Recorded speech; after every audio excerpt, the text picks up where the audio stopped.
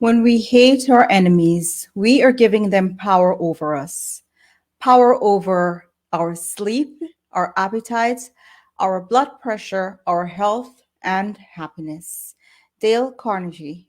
Welcome to the Guyana Dialogue. I'm your hostess, Shamiza Ali. Good evening to everyone joining us on Facebook and YouTube. Hope everyone is having a productive week so far. Tonight, our discussion will be on public safety, police professionalization, road carnage, and prison reform. The Guyana Dialogue is being sponsored by a coordinating council of Guyanese based in the US, UK, Canada, Guyana, and the Caribbean. Funding support is by well known philanthropist Dave Narayan from Dave West Indian Imports. Please welcome my moderator for tonight, Dr. Tara Singh. Good evening, Dr. Tara, and welcome to you. Our panelists are Professor Muniram Budu and Mahendra Hariraj. Hello, Simija. He was born in Georgetown, Guyana, and is the current Minister of Home Affairs for the Government of Guyana. He was appointed minister in August of 2020 by President Irfan Ali. He is a geologist. Before his appointment as minister, he was the commissioner of the Guyana Geology and Mines Commission. Please welcome Minister of Home Affairs, the Honorable Robeson Benn. Good evening to everyone, and it's such an honor to have you all here this evening. Dr. Tara?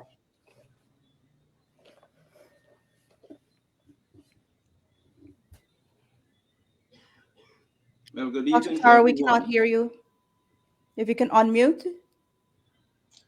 Also, in the last PEP government, Minister Ben served as the Minister of Works. Okay. Minister, welcome. We are happy to have you here. We know you're very busy. You have a very huge ministry, traffic department, crime, the prison system, etc. But before we start to ask you to speak a little about the violent crime situation in particular, we'd like you to make some statements or comment on the what seemed to be fashionable in some opposition elements about the Guyana is an emerging apartheid state. If you can please make some comments on that. Well, I'd hope that topic would not have been raised because it might give it some traction in terms of the very minuscule level or number of persons who actually believe such a ridiculous statement, who may want to believe or may find some attraction to it. There may be some political attraction to it in particular quarters. I've had the opportunity to go to South Africa after the change. And even today, the impacts of apartheid in that state, country, and apartheid, which codified in the laws of South Africa, are still felt today, even while they're having developments to overcome what they're calling their rainbow nation now. I've also had opportunity while studying geology in Germany to live with Palestinian students.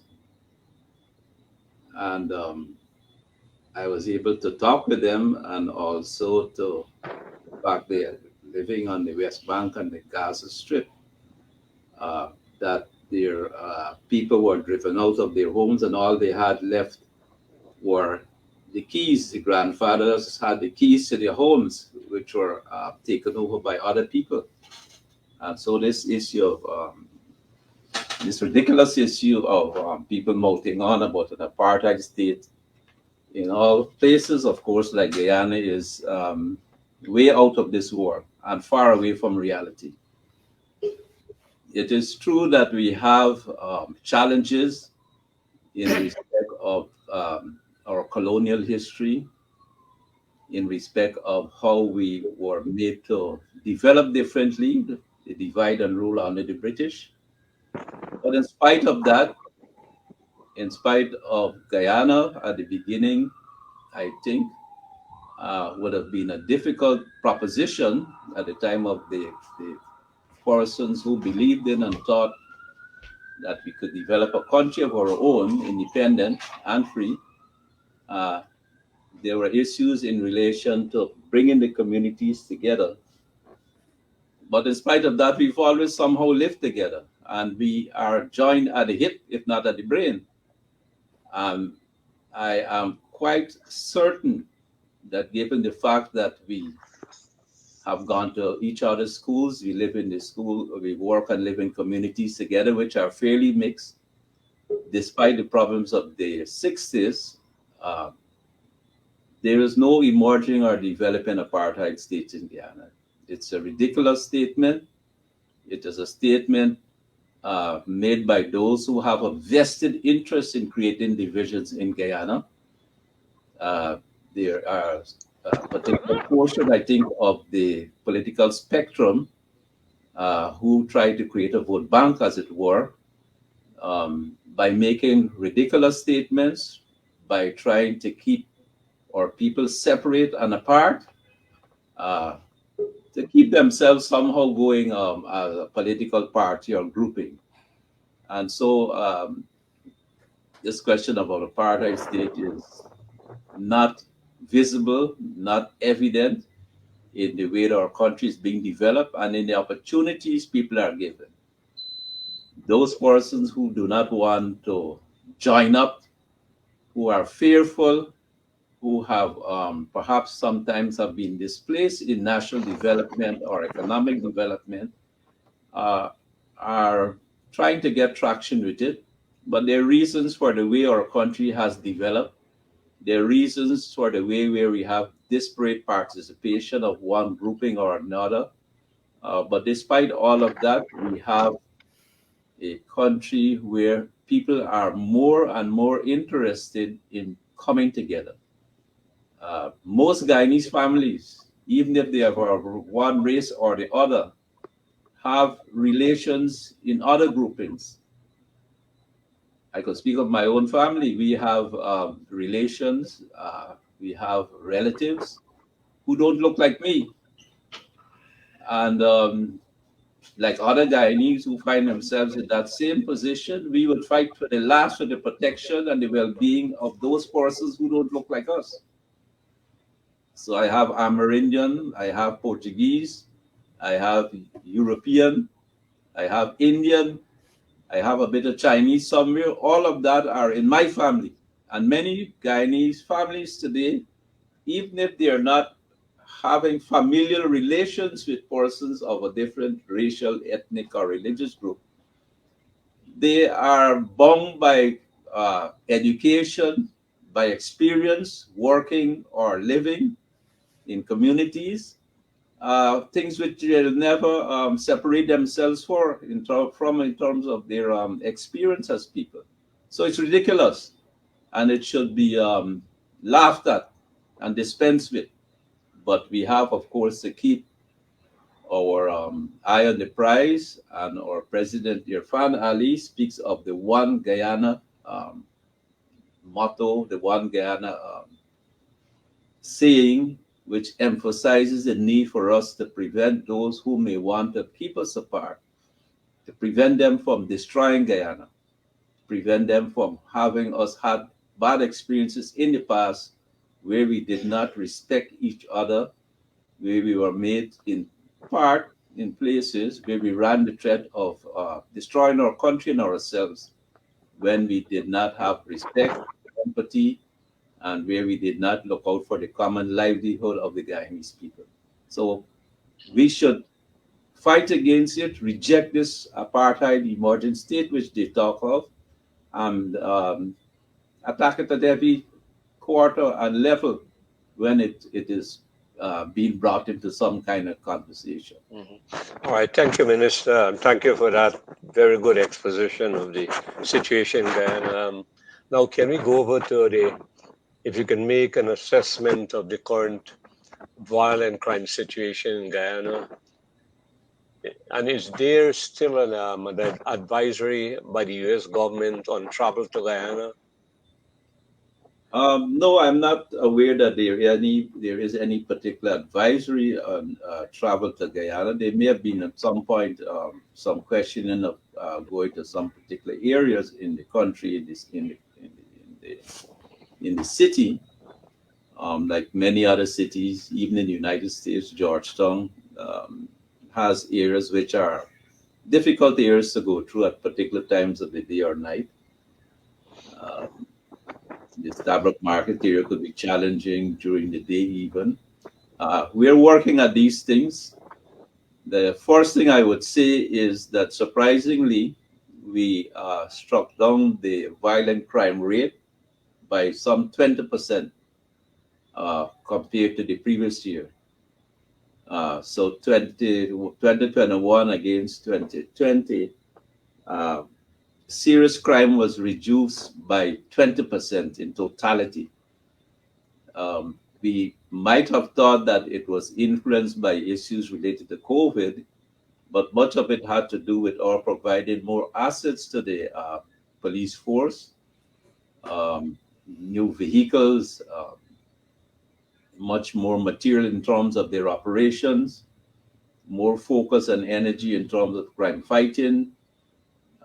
We came out of the full distraction, not only of the COVID, but also of the issues related to the elections, negative elections experience we had, where I would have to admit that quite a number of people in the services, in the police, got caught up in more than bad behavior.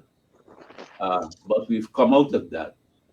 And at the present time, year to date, um, and this is against last year itself, 2021, serious crime has been reduced by 18.5% in Guyana.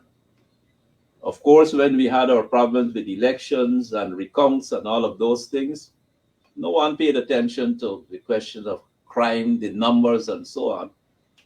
Uh, so, rightfully so, there is more focus in it.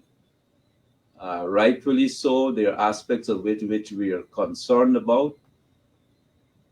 Rightfully so, there are issues related to gun crime, um, burglaries, and other issues related to narcotics trafficking and the associated things which comes along with those.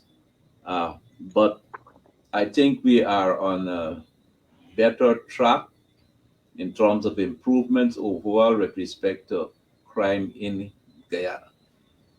Of course, the issue we have otherwise is those who may have an interest in continuing or rejuvenating what occurred at a particular time where there was a nexus between politics and crime. And that is why we have been particularly worried and warning to about those who may want to resort to particular criminal acts in respect of, say, for instance, arson. We've had shout outs from some places in the United States from some people who are associated with a particular um, political grouping where they've spoken about burning down Georgetown and various other things if the PPP civic does not come out of office.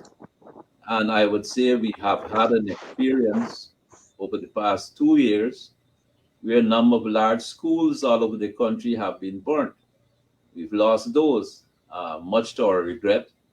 It's challenging, but we will build anew.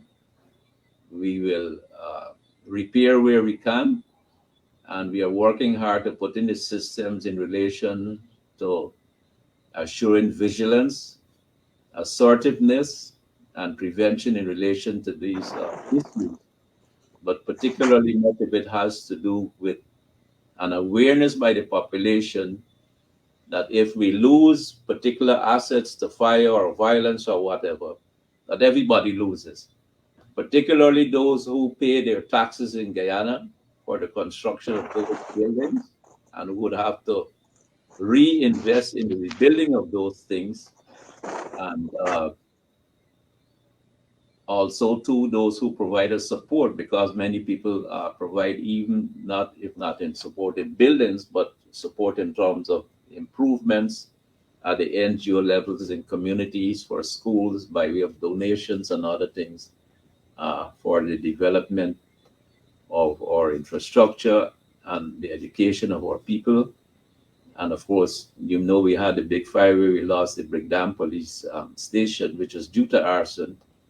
We will rebuild anew, but we would have preferred to have been putting that investment in newer things and in other places. But we have to be on the watch, on the guard all the time. All right. What about your plan to install street cameras? That will help not only in traffic management, but also in the reduction of crime. How is your Yes, ministry proceeding with that? yes. Of course, we have started out with what we call a safe city mode.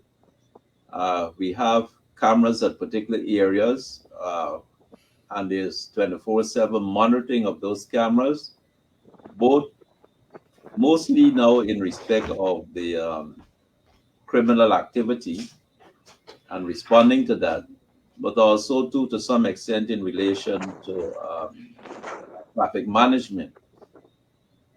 This program projects related is being rolled out throughout the country and the coast and to other areas. Uh, so in other parts of the country, at what we call command centers, there will also be an expansion of the 24/7 monitoring by way of cameras in relation to issues related to crime, violence, and traffic. There are some areas like on the East Bank, on the East Coast, where already there are cameras installed going across the Demerara Harbor Bridge, and other places where there's also some private support and engagement in respect of putting in cameras. But there's much work to do in respect of that, but we are progressing in that area. Thank you, Minister. I'll now pass you on to Professor Budu. Please stick to the area now to crime, and then we move to the other areas. Professor Budu. Minister Benn, I have a few questions seeking clarification on your agenda. In this first round, I'm going to ask you 3 questions. The first is, what is your vision for the police force? Well, I'd say my vision for the police force, one is for rebuilding, rejuvenation, which rests on the pillar, of course, of diversity. I have a strong position where I feel unless we have diverse policing and other, of course, for other agencies too, in the fire and the prison service, that we won't arrive to the point of empathy and caring for each other unless we have full participation of various groupings, religions, ethnicities in these groupings. This would speak perhaps also to even in the, say, in the interior of the country and in particular communities where, say, the police would not be viewed perhaps as an occupying force or power, disdainful. Coastlanders are there. We don't have a particular care or interest in learning how people live, what language they speak, because if we go to the Wapishana or Makoshi territory, the Patamonas, they speak different languages. And if we don't learn to speak the way of and appreciate the way of life, their challenges of life, we'll never be able to bring the communities along in terms of policing and security. And then, of course, we will continue to be viewed as predatory on the population and the people, even on the coast, amongst ourselves. So the important thing for us is diversity. Diversity will bring along professionalism. It will bring along the platforms for which we could do the reform of the Guyana police force. We're working hard at issues of reform. We have quite a large number of studies in relation to how the reform should proceed. Other than bringing in a few experts, there's a lot of training which is ongoing overseas and in Guyana itself relating to issues, domestic violence, uh, the care of juvenile offenders, or attitude to each other. And which is why I said we are going to be putting in cameras in all the police stations. So where there's contact between the police and the population, there will be cameras which will be recording that engagement. And we're talking the talk about how when people come to the police station, how they're treated, whether they're chased out, whether their information is taken down, whether there's a safe space for women who are suffering from domestic abuse or for children who may have issues under the law. So the issue is to make policing professional and not personal. It's heavily personalized. It's very disdainful. Not that there aren't many, many good policing, but the negatives are sometimes overwhelming and surprising and even ridiculous at times, comical sometimes. So the thing to do, and it wouldn't happen overnight. We can't wave a magic wand on it.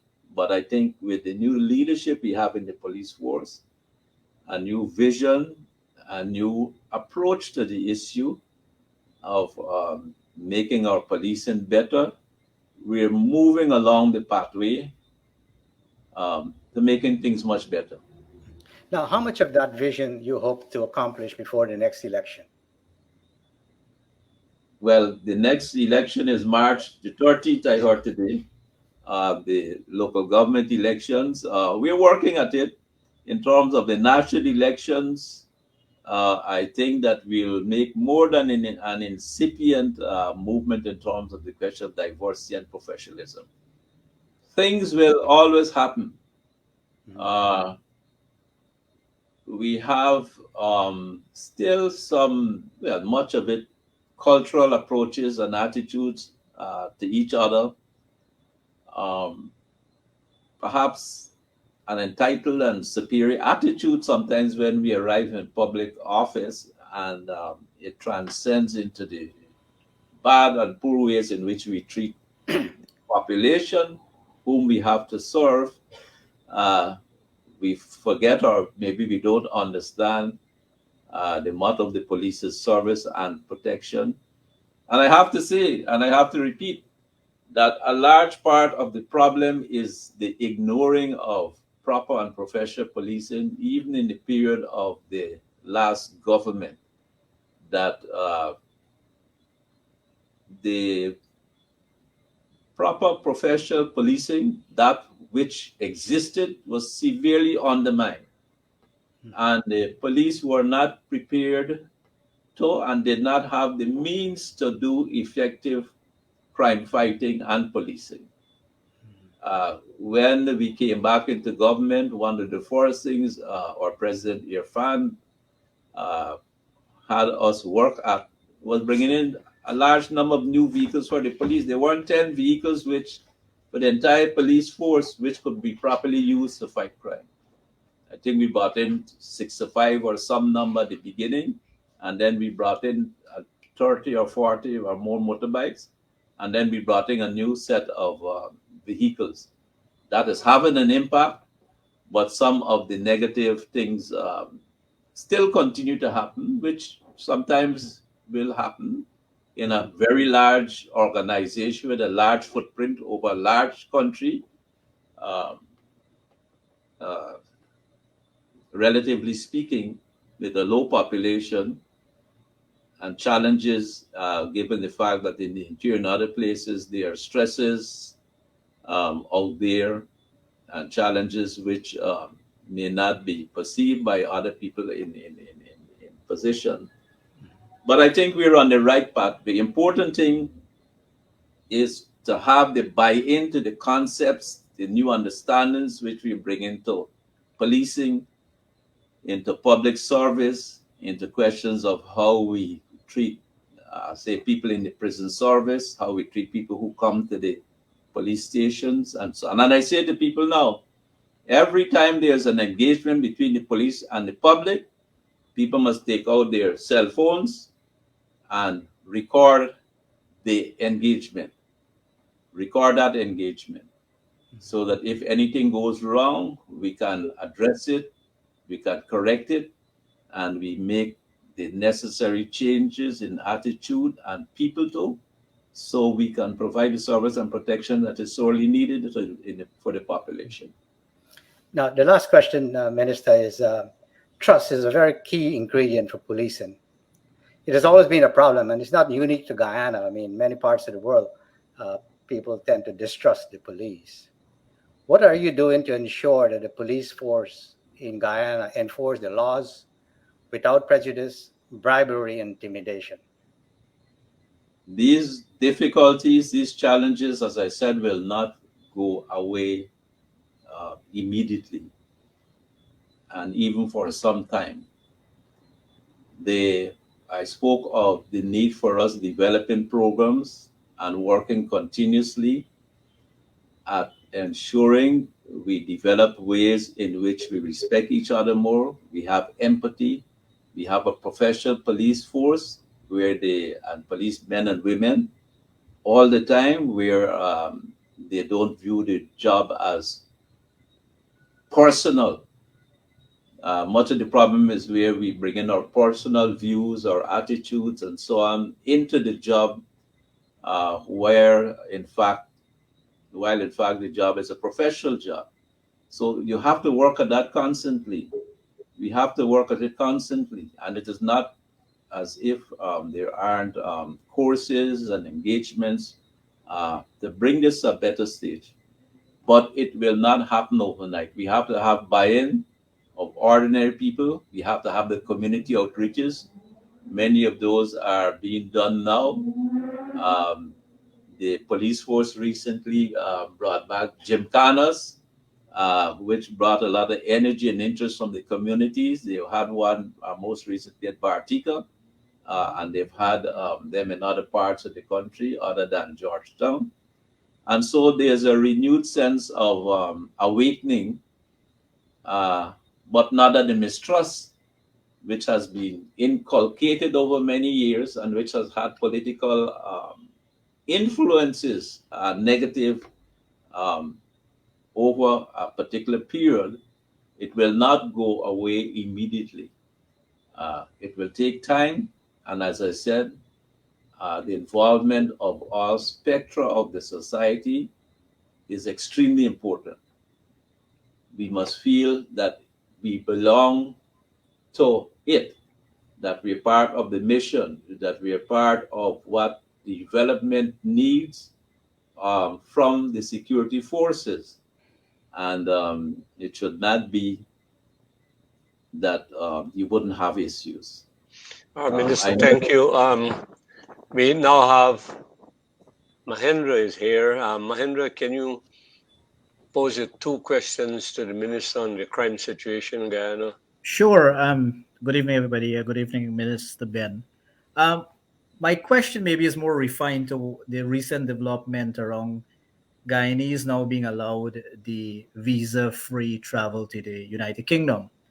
Given that the Guyana passport has now warranted precedents of this nature, what is currently or how do we protect the integrity of the Guyana's passport being issued to persons that is appropriate so that we are not somebody that travels to Guyana and acquires a Guyana's passport and enjoys that benefit? That's one.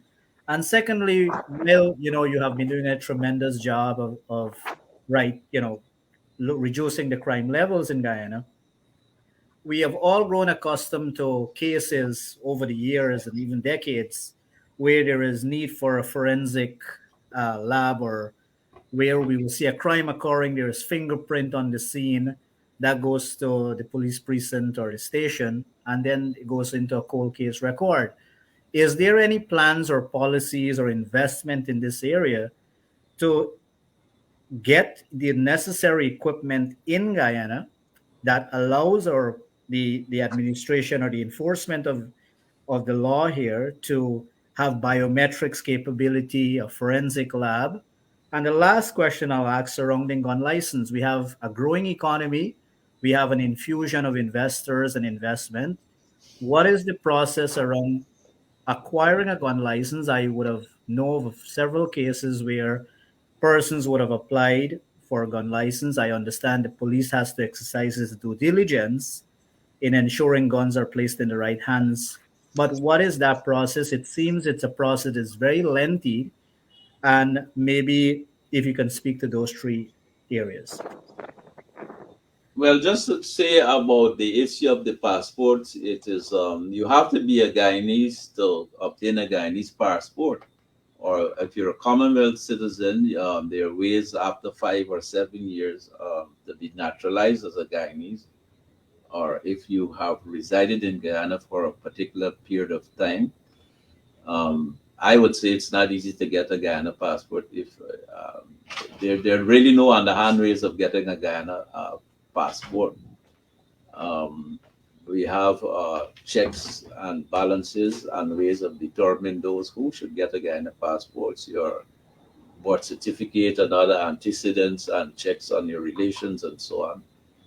Uh, we do have an issue where there is some slot in the issuance of passports because of the great demand, I guess, as a result of the economic development, of course, that is occurring now, uh, where the machine readable passports, which we're still working with, um, there's a great demand for it. One of the problems is that the Guyana Elections Commission, which does the recording of persons' personal data and issues a Guyana identification card, does not do so all the time. You know, the issues of getting an ID card in relation to elections. And so there has been an extraordinary increase in demand for Guyanese passports. Uh, we're working at that. It takes a bit longer for checks and for processing. Because of that, we have expanded the areas in which you can apply and go and receive a Guyana passport. It can be done out in Essequibo and in Berbice at the present time. But still, people perhaps prefer to come to Georgetown at the central place to try to get a Guyana passport. So we're working at that issue. And of course, the issues of biometrics, we'll get to that point just now where even the iris will be scanned beyond fingerprints. The question of the forensic laboratory, there is indeed a Guyana forensic laboratory, a new modern building with many young people, skilled persons working in it. We do have a challenge immediately in respect of the quality of DNA testing, which we can do. And we're looking at putting in new instrumentation where we'll get 95, 96 or so percent success in terms of recovery from decayed tissues or bone in respect of DNA analysis. There's some expense which has to be met in respect of that. But that's there's a forensic laboratory. Um, so, and recently it was actually certified by JANEC, the Jamaican Accreditation Unit, for its operations, other than having the ISO certifications. But there are a few cases, you mentioned cold cases, where there's a review of what what have been termed cold cases now, and the there are not many of those in terms of the work of the criminal investigation department, in terms of them solving their success rate in identifying the perpetrators of crimes is somewhere around 56 or so percent um, within a few weeks. Uh, but of course, there are old cases and other issues which still have to be overcome in terms of identification and determine what the issues in relation to some particular cases which are difficult. One thing we have to appreciate now, we're having challenges in respect of getting up to speed with cybercrime. It's a bigger thing in Malaysia and Indonesia now, big problem out there. Singapore, we're getting the appearance of it here. We have to work at issues in relation to term now transnational organized crime, the question of drug trafficking through or over Guyana. Uh, we've been having success rates in terms of knocking down, in terms of getting, capturing cocaine, planes, marijuana, ganja, and other things, uh, and the money laundering issues related to that. But um, given the or size of our border, the nature of the crime, the fact that the persons who are behind all of this are buffered all along the way in respect of it, makes it difficult to resolve. And I complain when I go to use a word, I complain when I go to conferences and we lecture that. And I say that Guyana is not the user of well, not much marijuana anyway, given the volume which seem to be captured every now and again. But the cocaine and other things which are going through these areas are not being consumed by Guyanese. And even in the port of Rotterdam and in Europe itself, they said they only find 10% of the cocaine and other materials which are smuggled into Europe. And it's the same thing for North America. We spend tremendous resources by our own standards in terms of fighting cocaine trafficking and arms trafficking. And we keep talking about more assets, more coverage, aerial coverage of the areas and other assets to be able to make our fight more efficacious. But I'd say it is more a problem which is imposed upon us because the markets for these things are not in Guyana. We are more victims of the problem. We don't produce it, we don't use it, and it goes through in some measure. And of course, we're not the biggest places where it's transited in the Latin American Caribbean area. But in terms of the effort we have to put into it, it's pretty costly, but we're having successes.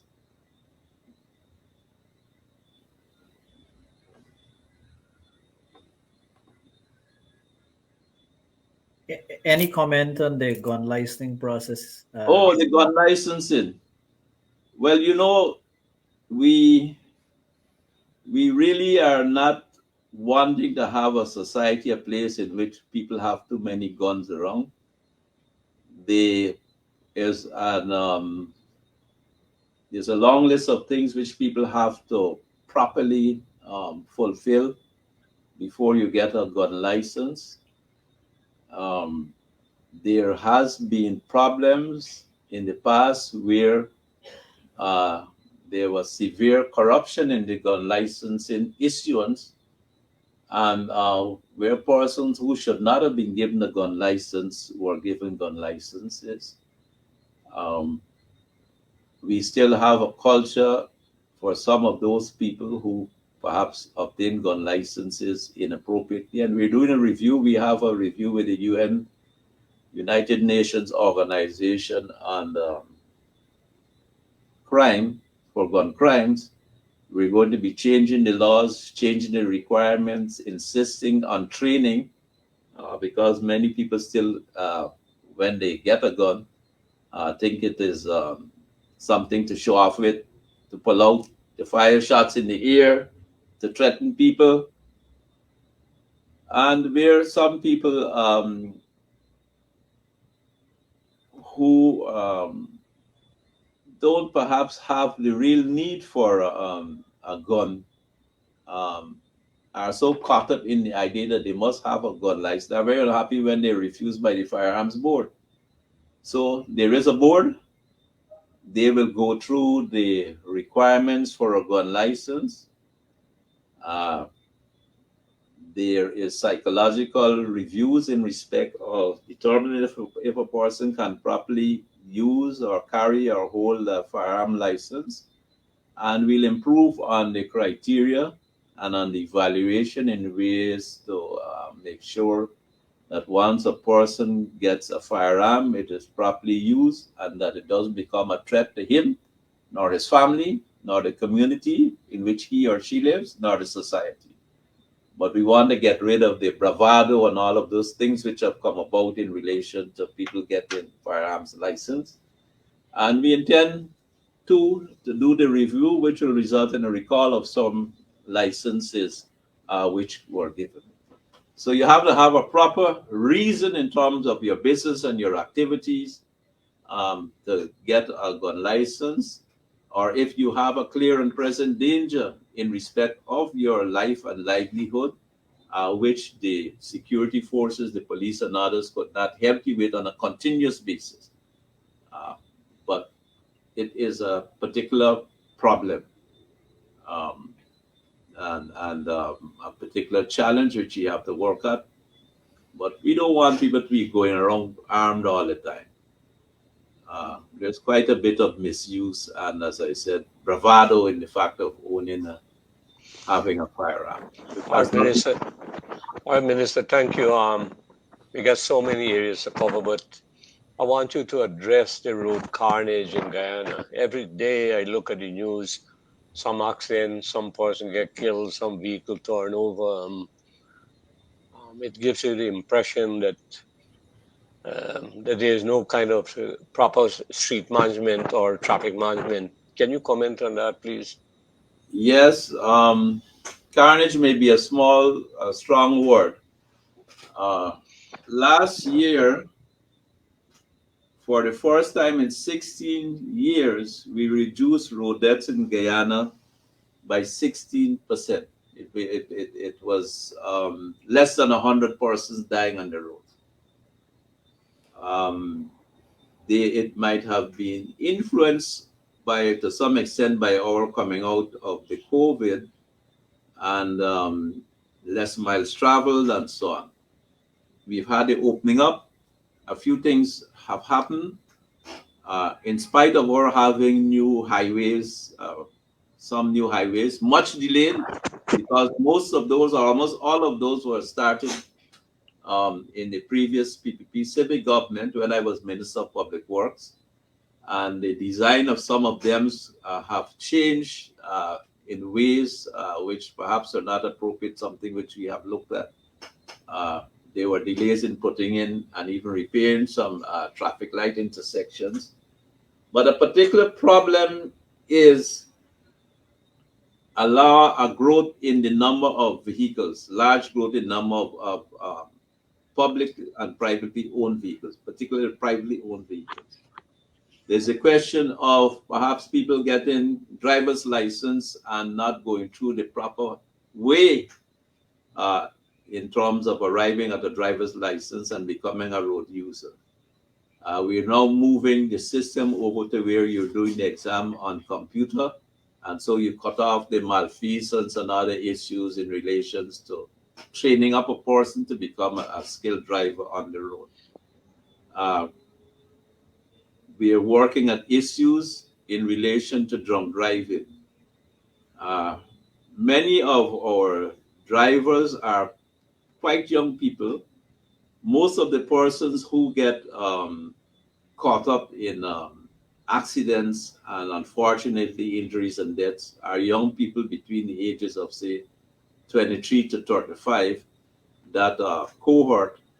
And much of it is related to speeding, drunken driving, particularly from the weekend, Fridays to Monday mornings. And there is the ongoing problem, of course, with public transportation operators, the minibus operators. We're doing reviews as the best way to deal with it. Uh, yes, it is true that it is not at the best state of play at the moment, but we're working at it. We're looking at new legislation, higher fines, the question of retraining, the question of taking away points on your license. And recently, we've had installed on one of the new roads, one which President Ali was a prime mover of, even since his days as Minister of Housing, where cameras are installed and where it was possible to identify those who were not wearing the seatbelt, speeding, driving recklessly, and all those things were identified. And some public relations information was given out in relation to that, so that there's awareness that this is coming, that the tickets will meet you at home, um, in respect of these issues as we go forward. But yes, it's a big challenge. Um, it's um, it's a problem in terms of our road uses culture. Um, we are we are again higher than the year-to-date figure in terms of road deaths than we were last year. I think we are 15 or 16% higher. Um, and again, our question of awareness, sanctioning, checking, proper policing, in terms of road traffic policing has, our effort has to be improved, and we have to keep working at this particular problem. Right. Professor Buri, you have one question, and then Mahindra one question, then we move on because time is. Minister Ben, is road rage a problem? Yes, there is that. There are instances where you see people get into a collision on the road, sometimes even a minor collision, and people get very angry, um, not knowing or accepting who is at fault. And there are also situations where people are driving a vehicle and get into an accident and then abandon it, and then the police have the difficulty in determining who was driving or what was going on. So, but yes, there is some amount of road rage. But I say generally, most people would try to talk with each other and try to settle or resolve the matter without too much fuss. But yes, there is some amount of anger and occasionally fights, scuffling when you have an accident. Yeah, Mahindra. Yeah, quickly, you spoke about installation of cameras in the police station. I know there was news about testing cameras and police officer. Where is that process? And is that an area that the government and your ministry is looking to invest further in? Yes, you're talking about the body cameras, I believe. Yes, Correct. a number of policemen have been given body cameras. We're buying in more body cameras. So that going forward in the next year or two will be really a normal thing for a policeman on the streets to have. Yes, body cameras um, for their engagement, their actions out in the field. Um, I'd say, in spite of all that we're seeing and hearing about, there is indeed a new culture, incipient perhaps, but there's a new attitude out there. There's a new willingness to be better, but we have to overcome some cultural and relational attitudes and approaches to each other and to the job and how we see the job. We're not empathetic. We're not service oriented. We have to arrive at those positions by putting in a lot of hard work. And as I said, particularly the police, the question of the reform in policing. All right, thank you, Minister. Let's move on quickly to prison reform. First of all, the site of the Georgetown prison. I know there is some discussion that you should relocate it. Is that still on the drawing board? Yes, there's still an ongoing discussion as to the best place for a prison related to the city. The Georgetown Camp Street prison has been an historic site and a dominant position in the center of the city there.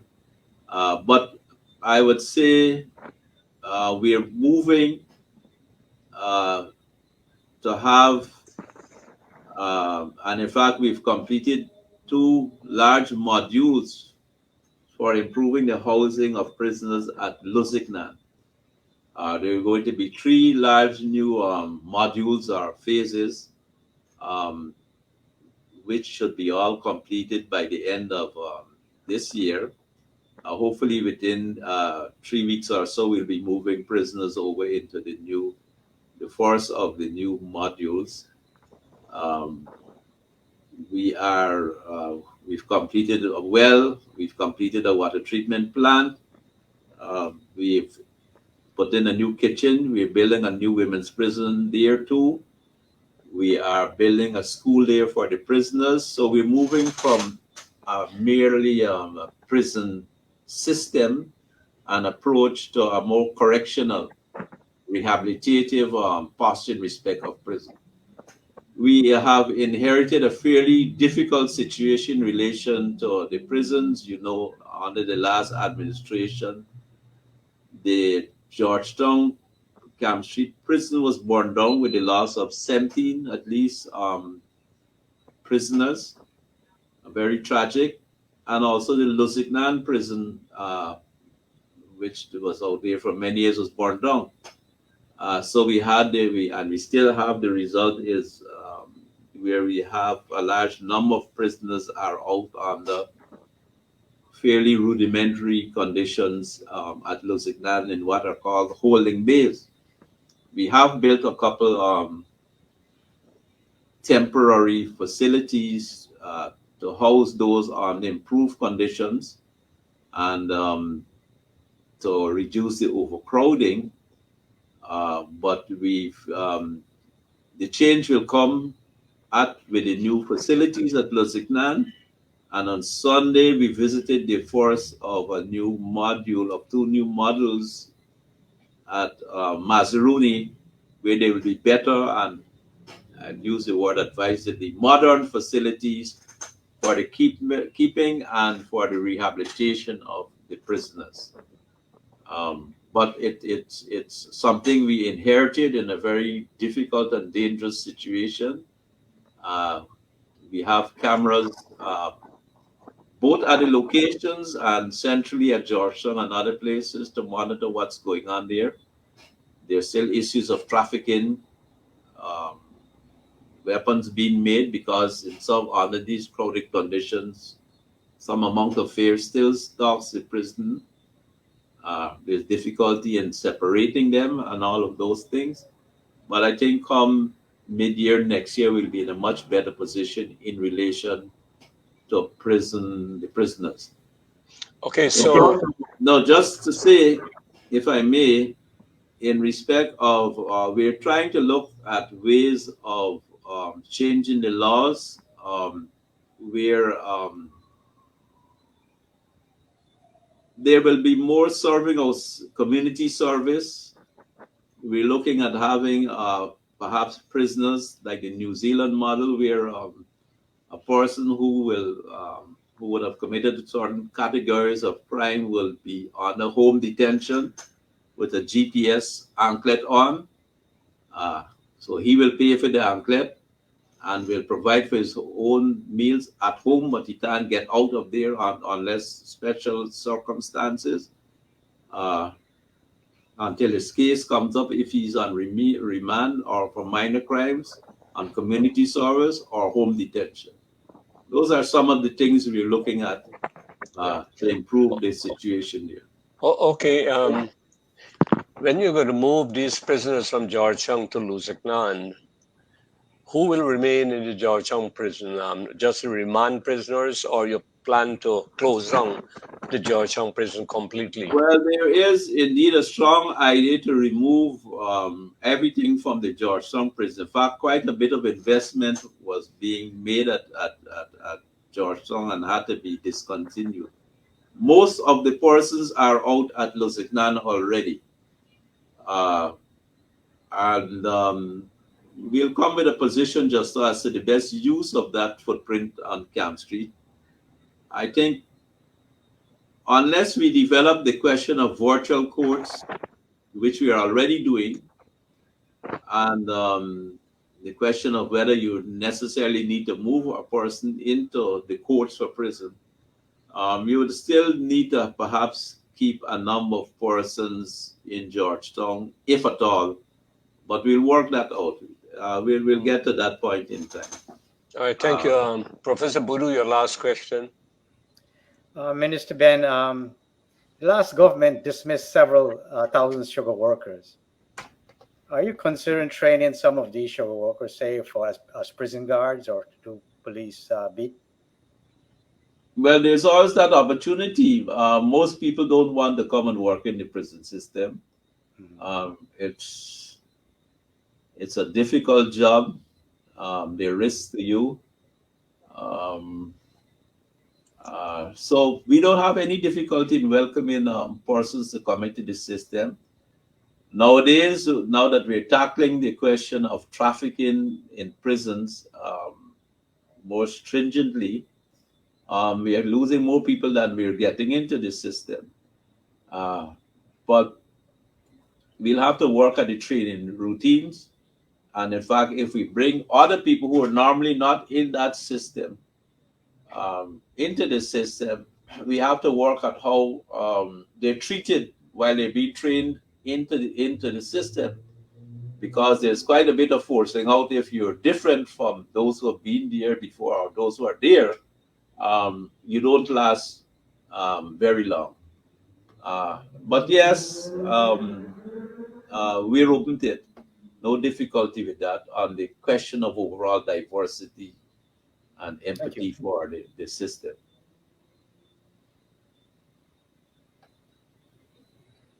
Mahendra? Dr. Tara? Mhm.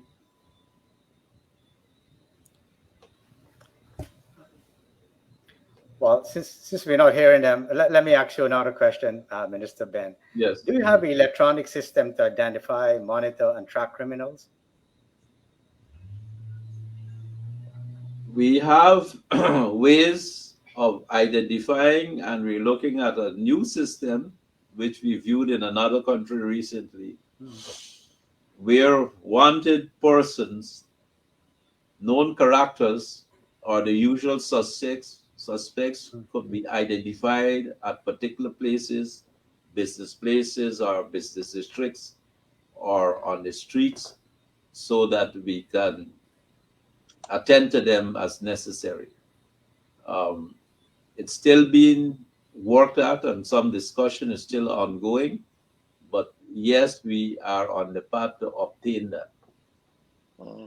Thank you, Minister. Mahendra, are you there? Yes, I'm here. Just to follow up on Dr. Boodoo's, your last question. just to follow up on Dr. Boodoo's point, with respect to this investment in not only prisoners, but given people are coming to Guyana now, just showing up at the airport and presenting a passport, how do we also identify persons that is coming to the country with the right appropriate biometrics to keep track of if somebody does a crime? How is it that we go beyond just a passport being stamped at the point of entry?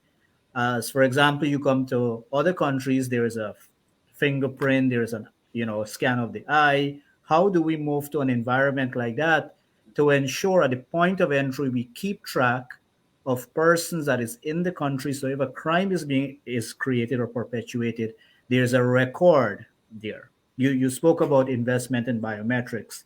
Is this an area also? Yes, let me say we have fingerprints. Since we had Cricket World Cup, we did have a system where across the Caribbean for persons who are on watch, where information is shared, and if somebody is red flag or yellow flag, they could either be denied entry or arrested. Um, they so not that the system is perfect, but now that we have the new developments, the attractiveness of oil and gas, and our economy growing, uh, we are making more investment and reviewing what our posture should be and what level of technology should be in place. But we are indeed working at that. Um, One of the many things we're looking at and trialing, but there are fingerprints. We don't have the iris system yet, but we have proposals which are being reviewed in respect of how we will advance the technology and the tracking. I would say, too, that even if you enter the country, there are ways in which we are able to respond to an emergency given associations in the country with respect to what you may be doing or engage in. I believe recently we've had quite a bit of success, which would even just now result in a couple more extraditions. Um, and we have had a different approach to persons coming from certain countries with a particular profile who otherwise would have been coming to the country. Um, and there have been refusals and there have been no appeals, and therefore a reduction in certain numbers of persons coming All of right, a particular profile or character. Minister, thank you. We have reached our time. This is a very broad area you have responsibility for. We'd like you to come again. We'll invite you again to speak because there's so many other concerns and issues which the public need to know. So thank you very much. I now put you over to our host, Shamiza Ali. Thank you, Dr. Tara. We will take a few questions from our viewers. Can the minister say what is the police plans when it comes to security around schools, especially the hours that schools are dismissed?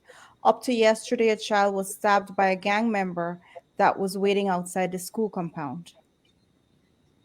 Yes, we've had a number of these occurrences, and we did have a number of problems in a school, I think, at somewhere in Kitty, where we had to respond and where the police patrols were required to pass around to keep on check of things. Um, they, I think, particularly during the COVID and just shortly thereafter, a number of kids didn't seem to finish school and were not were getting involved in issues which were not really normal for school as we knew it. Um, but this is something that we are looking at. The police operations are required to have their patrols pass by the schools, or community policing groups are required to check on the schools in the evenings. And we try to catch many of these as we can, these problems.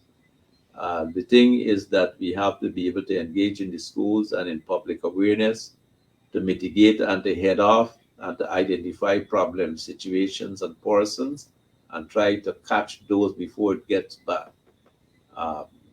One of the issues we've had and which we've been quarreling about with some of our people is that we are not getting um,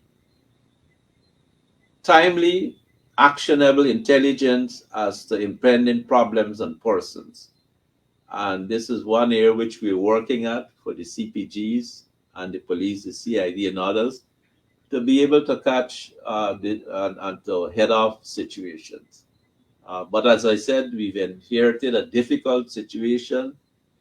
We've inherited policemen, persons, others who are not necessarily engaged in the professional aspects of policing and making it, um, proper and supportive and service oriented. Uh, so we will have um, spikes in different things at different times.